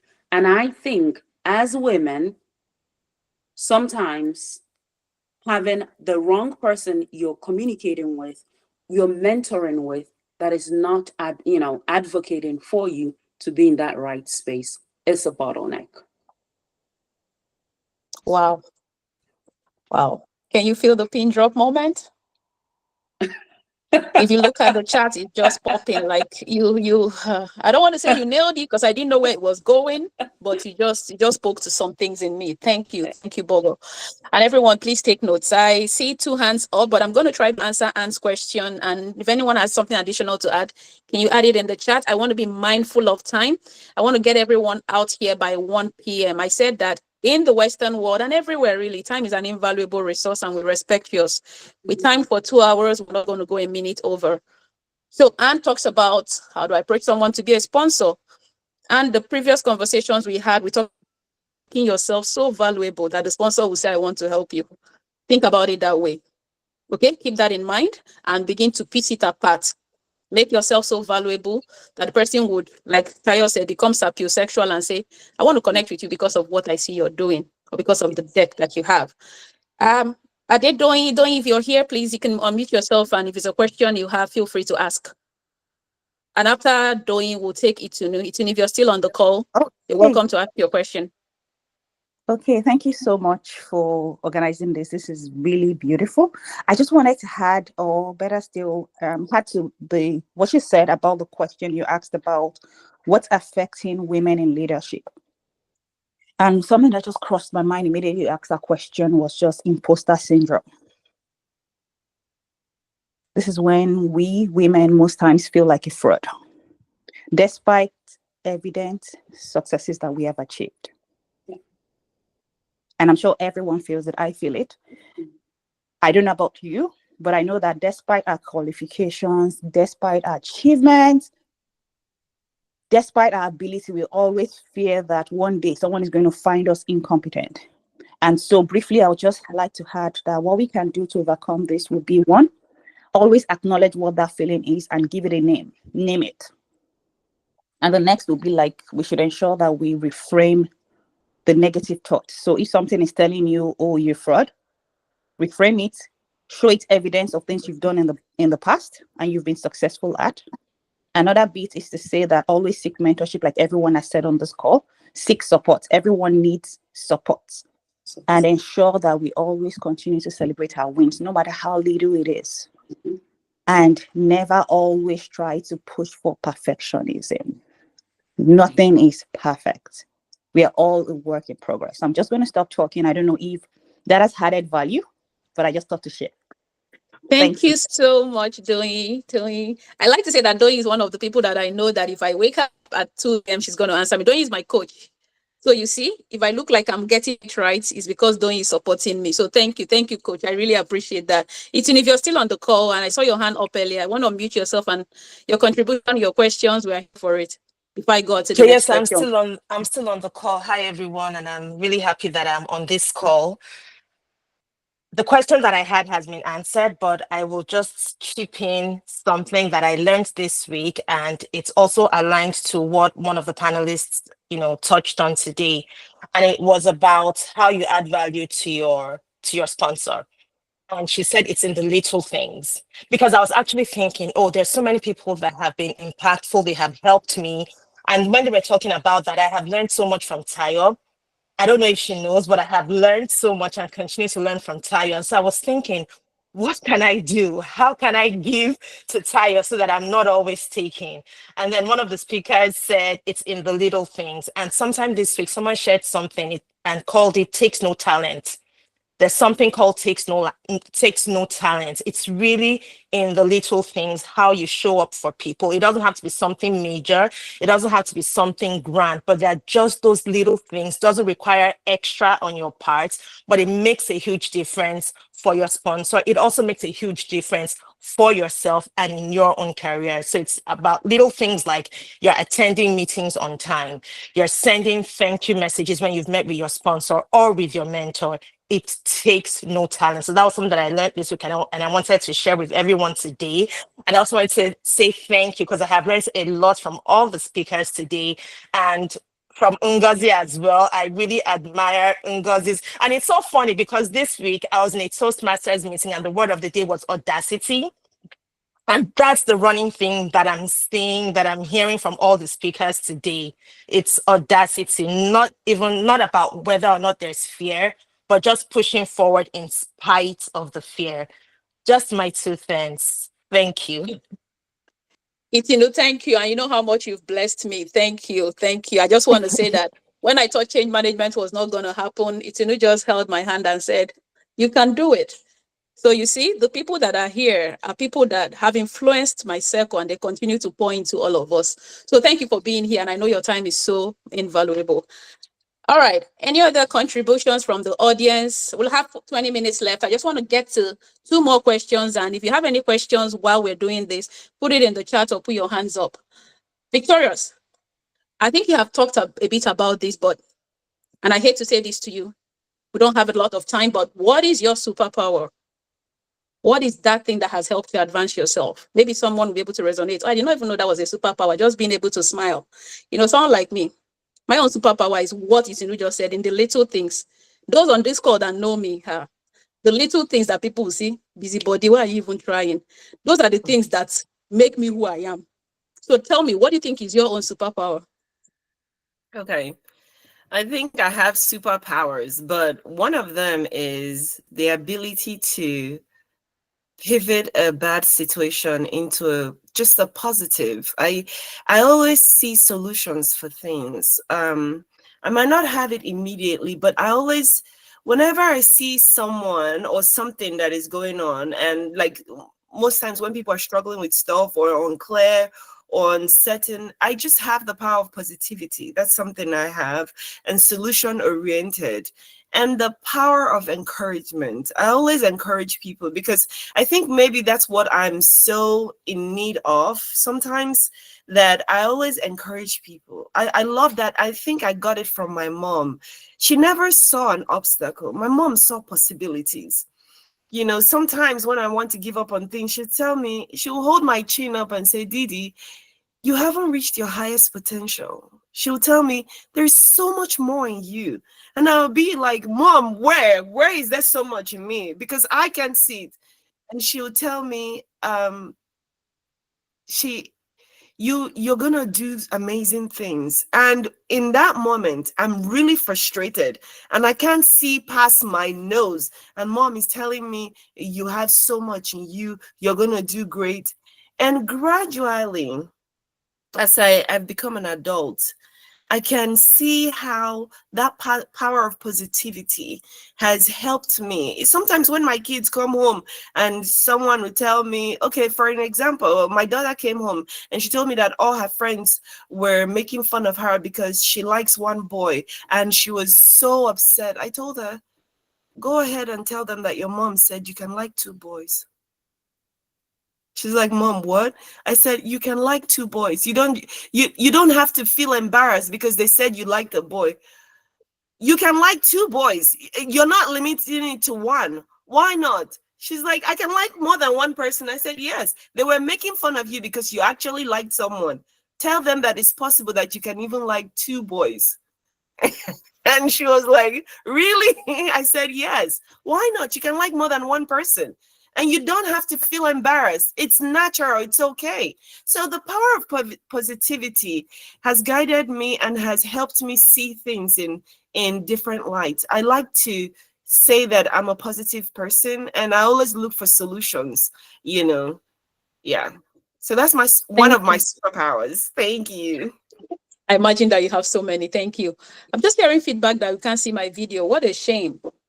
I look okay here. I can see myself. But I have feedback that no one can see my video all through. I do not know, and I dress really well for this presentation. So I apologize for that. I see myself. I'm not going to try to figure it out 20 minutes to the end. Yeah. Sorry about that. You'll see. I'm going to take a picture and send to everyone so you can see that I dressed up. I promise. Yeah, we No, saw you at the beginning. You were wearing, I think, an Ankara blouse. Yeah. And it was really, really nice, by the way. We saw it. Yeah. Oh, dear. You know what? I'm going to go out and come back in. I want them to see me. What a shame. Absolutely. Anyway. Please do so. All right. Victorious, you hold the floor. I'll go out and come back in because I really want people to be able to see. Yes. So, Bogho, I want to pick on you a little bit. What is your superpower? And then after that, Taya, you're going to bless us with your superpower. Ooh. Okay, I wasn't thinking that question would come to me, but Superpower. I don't know. I don't know what my superpower is, but I'll tell I'll you. tell you something though that you have shared. Sorry, if you can't still see my video, we'll go on without that. You said you have a green thumb. That's not common. I know Yeah. you might not consider it a superpower, but I'm just sitting here and I'm thinking, I'm planting my own herbs. I can only keep Yeah. humans alive. Any other thing in my house is dead. So I do have artificial plants around, that's it. but I typically don't bring them inside the house because I'm not fond of insects, you know. But I have a kitchen garden and it's right, right outside. I can see it from my kitchen, but it's a good size because I can easily fit at least 20 tomato plants, about 15 peppers, and always have marigolds around the borders. Because marigolds they attract insects that pollinate tomatoes. And What's so that? that's something I love doing. But one thing I try to pride myself in is just not having too many expectations of people and setting healthy boundaries. That for me, that's an important point because I want to make sure that we have a clear understanding so that you're not offended, I'm not offended, we're good. And that's how I like my relationships to be, whether it's networking on a professional level or whether it's friendship. I like to set healthy boundaries and making sure, and that doesn't make me like someone who is strict or mean, but I just want you to know what to expect of me. That way you're not disappointed. And Victorious is laughing, but I love this girl. I love this girl. Manage expectation, protect your peace. yes, absolutely. My peace is the most important thing. And anything that tries to take that from me, it's absolutely not worth it.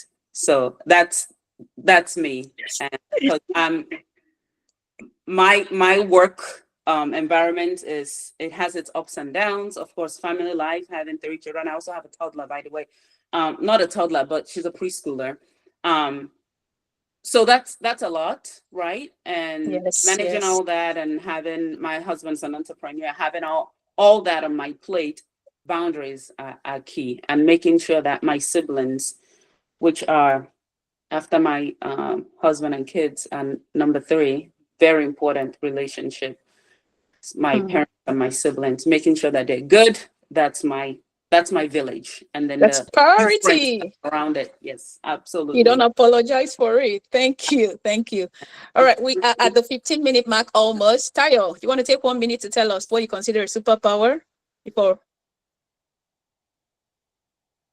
Yes, I think my superpower is my ability to interact with all kinds of people.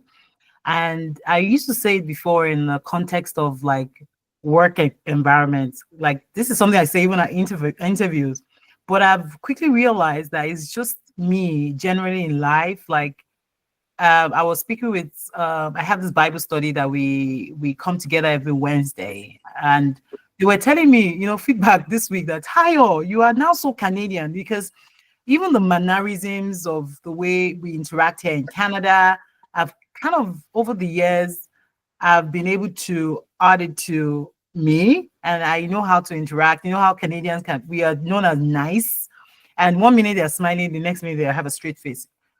Some people say it's fake, but I just do it because I just like interacting with people. And I've been able to build that over this couple of years from the little experiences. I try not to limit my experiences to people that look like me. I volunteer in my church heavily. I volunteer in my community heavily. And most of the time, I'm the only Black person in the room. So I've been able to ensure that I'm nurturing that superpower of mine, even in the environments that I found myself now. So I think just being able to interact with all kinds of people. I like, for example, Itunu talked about Toastmasters. So my Toastmasters club, she's in my Toastmasters club at work. I'm the president. And our Toastmasters club is for people with disabilities and allies. So I'm learning how to understand disabilities, visible and non-visible. I go for conferences just so that I can learn how to talk to people that don't look like me. And I think I learned that for myself. Yeah. Thank you for sharing. I hope we're taking away learnings from that. If you're struggling with putting yourself out there, can I tell you something? You would need to do it sooner than later. So get to it. If you need to read books to help you, if you need to connect with Tayo, Ngozi, Victorious, anyone, well, we can help you. We can help you. We can tell you what we've done. You know how you say copy and paste strategy. Sometimes copy and paste strategy. I have one more question, but before then, I think I saw a question earlier asked by someone. How do you go about reinventing yourself? And again, just to remind you, I want to be mindful of time. A few things, right? My opinion. What's your short-term goals? What does that look like for you? See, I'm currently in a role, let's say HR, where I am, and I want to get to change management. That's a reinvention. What do I need to do to get there? Is it certification, LinkedIn learning, people that are already achieving it, or just reading books on my own or knocking on doors? It will be different for everyone. So to the person that asked the question, determine what your short-term goals are and be very dogged about it. They're not handing out freebies in Canada. So if you're in a position, you deserve to be there. Own it. But if you're looking for a move at the time, find out what that looks like for you. Who do I need in my circle? Is he a human being? Is it just books? Because reading books would help you. Or is it just volunteering so that I can get to that next level? And if you have an additional question and it's not clear, whoever asked that question, if you find us on LinkedIn, we'll try to put our handles before this conversation is over. Fellow panelists, if you're comfortable with that, please drop your LinkedIn handle. I have one last question. Like I said, I'm going to read it out, and anyone in the audience, if you have an answer for this question, it's not for the panelists, just put your hand up and I'll get you on to help us find an answer to it. We'll have 13 minutes. So it says, career changes may come with self-doubt. True. Unexpected challenges. Absolutely. How can one balance this? And what advice will you offer someone considering a career pivot? I ask this because many of us here, the panelists, especially specifically, have done a career pivot. One point or the other, even if it's just Japa and finding the job here on a career pivot. So how do you balance this, and what advice would you offer someone considering it when the self-doubt, imposter syndrome, like Donnie touched on, creeps in, and of course the challenges of I'm not going to succeed here, so I'm about to run away? Any thoughts? The audience, the panelists, if your hand is up, just unmute yourself and help us through. Dr. Jamie K. Tej, hand is up, so I think she wants to respond to that. Absolutely. Please unmute yourself and share with us. Or if you had a question instead, let us know as well, so we're not ignoring you. Hi, everyone. Can you hear me? Yes, we can. Hi. Anyway, Dr. JMK Tej, that's Dr. Jumoke Olateji. So it's Jumoke Teji. So the Okay. JMK and the Tej is Teji, sorry, I have a small cough. In relation to the questions, let me just restate what you said clearly. Like, life changes may come without self-doubt, right? And career changes. Career changes, and how can one balance this with someone changing careers? Okay. Yeah, what advice would you offer? Let me just quickly use myself as an example. Just do it in 2 minutes. Yes, in 2 minutes, like, because I switched from industry to academia, then from academia, then in middle in industry. So in summary, you have to, like, what I did was audit my skills. You have to audit your skills. You have to accept that doubt is normal. It's a sign you're growing and you're not failing. Okay. So you also have to take on low risk, and then you get feedbacks from, like, we already talked about everything. Depending on them, you surround yourself with people. Accept the doubts. You have to audit your skills. You have to talk to insiders. Like, I have conversations with people already in my circle. So that's why I surround myself with positive minded people. Okay, people who are willing to jump with you. And also, after auditing your skills, you audit your strengths, and where you know you're falling down, then you need the self improvement. Okay, and also you don't settle for less. So that's what I did. I moved to Canada with my job.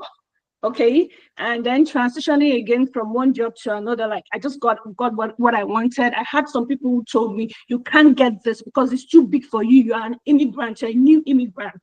You have to go for something less. I didn't listen to them. I just, moved forward. I just moved forward and got what I wanted. So that's just it. I hope I'm able to answer the question a bit. Thank you so much for sharing your story. Yes, yes, very helpful. I like how you said audit your skills. And Doni, did you have something to add? Keeping us on time.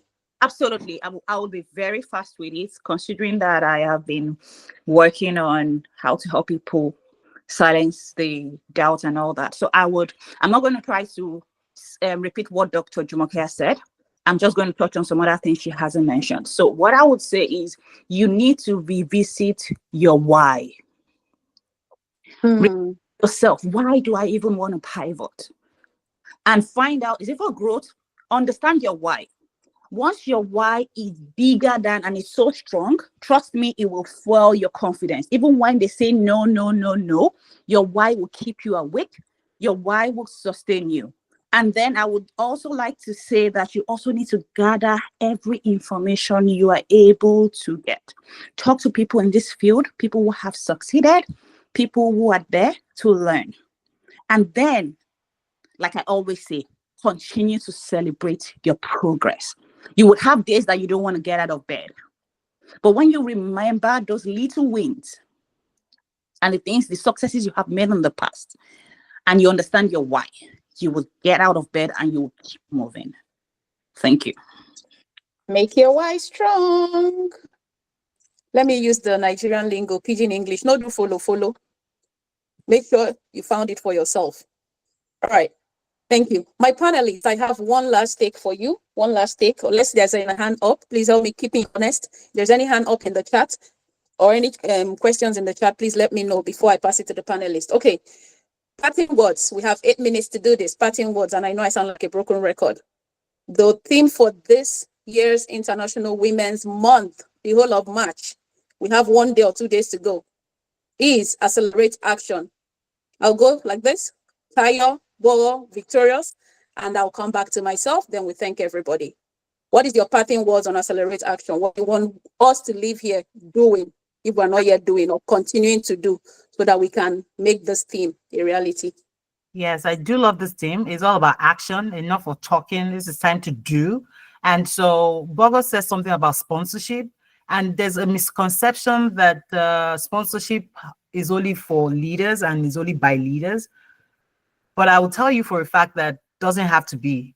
Depending on where you are and the phase you are in life and your career, you can sponsor the next person. So my charge to you is look in your circle of influence.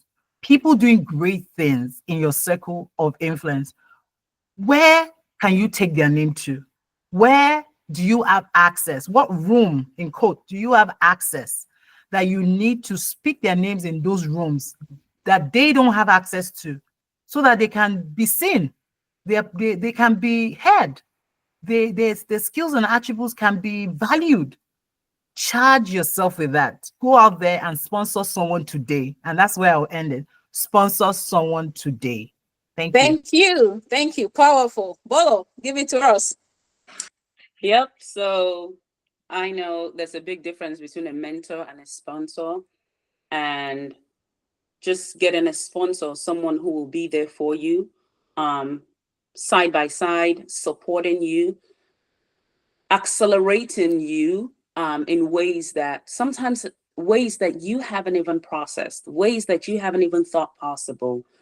Keep your mind open. Keep your again, your whys. It's important to know, why do I even want this? Like, is this something that I truly want? Like, how is it going to make me better? While money is a motivator, let that not be your only motivator to go to the next level.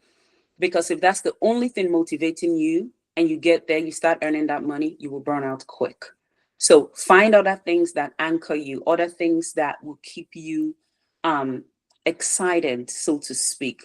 Whether it's a role that would give you access to speaking to people more, whether it's a role that would give you the opportunity to impact knowledge on individuals, whatever it is for you that makes you tick, that would give you that excitement going, whether it's to work, whether it's within your community, whether it's even between, whether it's even in a place of prayer, a place of worship, whatever your belief is, get your sponsor to help you break those barriers to move you forward. Thanks, Thank everyone. you. Thank you. Victorious? Yes. So thank you, Ngozi. Thank you, Taya and Bogho, for sharing what acceleration means to you. For me, I'm gonna say do those things that you have always wanted to do. I would say when I was growing up, I was a little tomboy and I used to climb trees and just hang out and be myself. And as we grew up, I would say I would get a motorbike one day and speed through the road. I love We speed. have so many things in common, girl. The All engine right, of 1 the minute. car, it does something to me. When I hear an engine rev up, I feel like I need to go, you know? And sometimes when I tell my sister, someone is driving by and their engine of their car is going room, room, I'm like, these are my people. My husband will be like, calm down, calm down. I'm like, these are my people. So what I want to tell women and men who are allies is, as the month of March closes, remember to do those things that you want to do, those little dreams, those big dreams. Start somewhere. I love flowers. I don't like gardening like my sister. I love the actual flowers. So I want to do a workshop where women come together, girls with their moms, come and do a flower workshop. Create a bouquet of flower with real life flowers, fresh flowers. So do those little things. You want to journal, you want to be inspired by movies, whatever it is, you love going out. This is the time. There's no other time like now. So let's go out, do those things that we want, invest in ourselves, because why not? We are those international women. It is us now. So let's live fully, accelerate those actions for things that we want to do. So I would say live that life that you want. Absolutely. Thank you. Thank you. Nothing to add. Let me just summarize what everybody said. Sponsor someone today. I'll tell you something. When they said, oh, because you want to do this, who do you want on the call? I said, call Tayo. That is me sponsoring Tayo because these are the spaces where she belongs. Bogho said something about your wife being strong. We love the 700K job. I want it too, but I'm not going there for money because I'm going to burn out very quickly. And I love to be able to balance life, fun, and all those things. Victoria said something about doing what makes you happy. Being in the present, because that next minute is not guaranteed. You see that revving of the engine? That is so me. So thank you. Mine is create a critical mass of people around you. Critical in the sense that pull each other up. I always say to everyone that I have opportunity to mentor, life is a journey, not a competition. Please hear me. Life is a journey, not a competition. There would always be somebody sweeping the streets. The person is important. There will be somebody entertaining us because we need the socials. There will be somebody pushing the Ph.D. There will be another person just in a church at the pulpit speaking their truths. Everybody has a purpose. Find yours and live in it. Jumoke, your hand is up. I want to respect you for being here. If you can give it to us in 30 seconds, unmute yourself.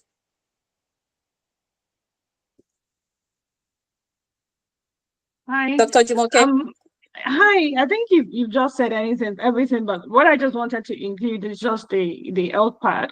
Like when it comes to what does acceleration mean? So it also means creating space for your health rest. I mean your health and rest, and also achieving stability without compromising your ambition and personal values.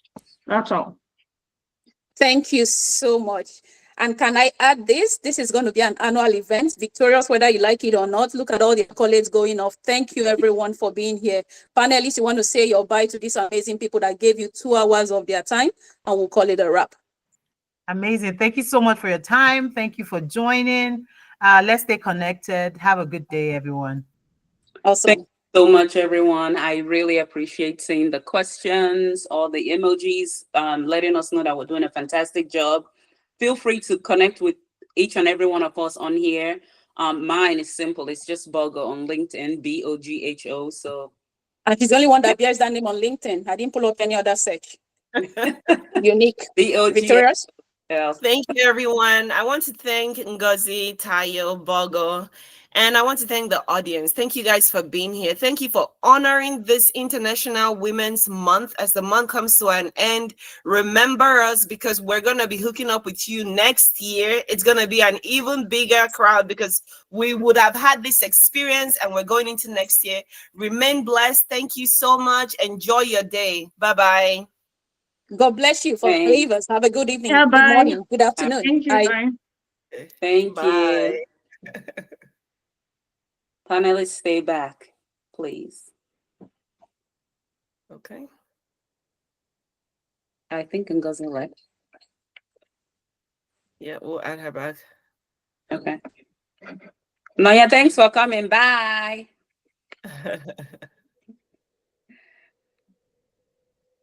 Okay. Taya. Thank you, Bogho. Thank you, Big Sis. Thank you. I really enjoyed the Bye. session. Thank you. Bogho and Nanya, bye. Bye. Good to have you Bye. all. I think it's just us.